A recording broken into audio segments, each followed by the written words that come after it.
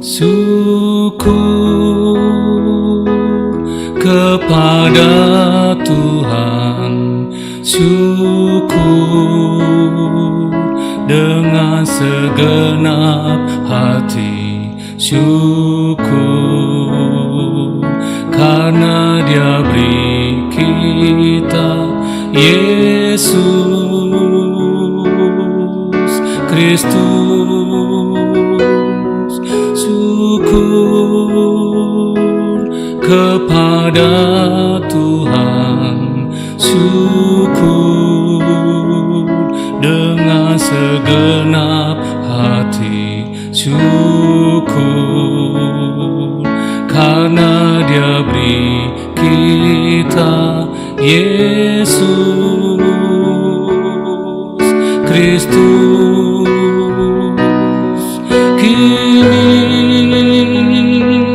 Yang lemah berkata, ku kuat, dan yang miskin berkata, ku kaya, sebab semua telah Tuhan perbuat bagi kita.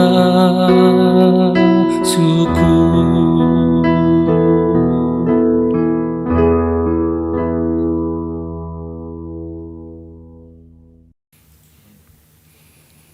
Salam saudara-saudara yang dikasihi Tuhan Yesus.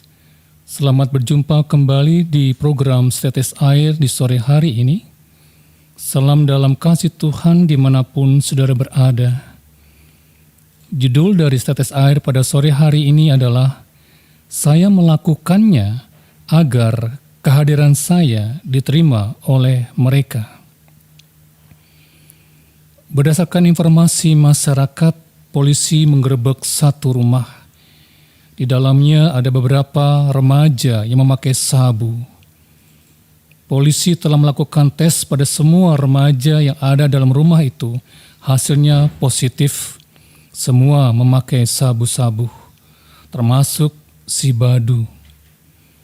Betapa terkejutnya orang tua si Badu saat mendengar dari polisi bahwa anaknya tertangkap karena menggunakan sabu. Orang tua si Badu tidak percaya kalau si Badu anaknya memakai sabu. Karena menurut orang tuanya, kalau di rumah, si Badu itu anaknya sopan dan baik.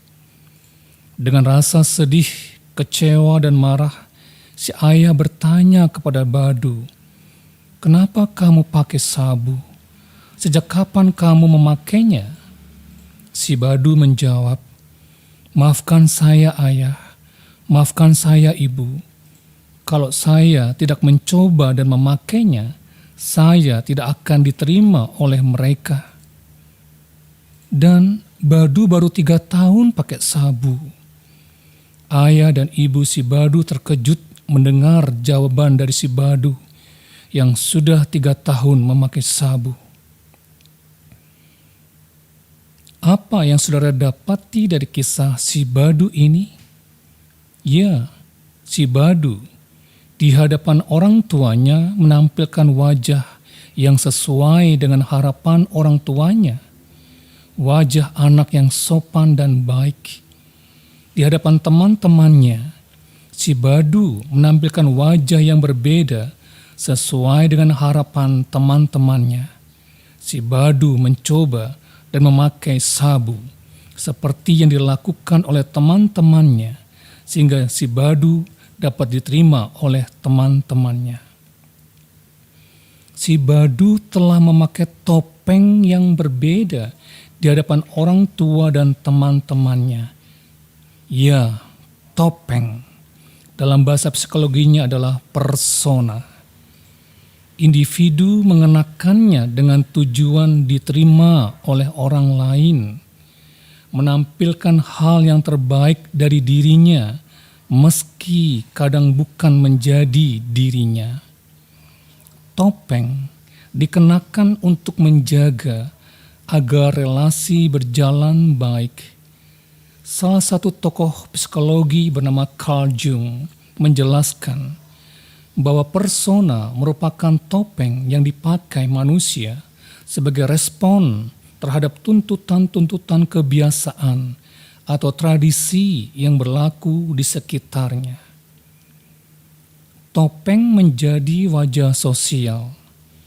Individu akan menyesuaikan topengnya dengan lingkungannya di mana dia berada untuk mendapatkan penerimaan. Topeng A akan digunakan di lingkungan A. Topeng B akan dikenakan saat berada di lingkungan B. Demikian adaptasi selanjutnya. Topeng yang berbeda diperlukan untuk berinteraksi dengan orang di sekitarnya. Di kantor, seseorang menunjukkan kewibawaan. Lain halnya di rumah, dia menjadi family man yang penuh cinta kasih, disebabkan yang dihadapinya adalah keluarga serta anak-anak. Saat profesi kita sebagai pelayan masyarakat, meski kondisi ini lelah, tetapi tetap berusaha menyapa dengan topeng bernuansa senyum. Mengabaikan rasa lelah dan tidak menunjukkan hal tersebut di depan orang yang kita layani, meski ego di dalam diri kita ingin cepat beristirahat. Namun, ada juga yang lupa menanggalkan topengnya, disebabkan sudah nyaman dengan satu topeng. Contohnya, seorang pemimpin yang terbiasa mengatur pegawai.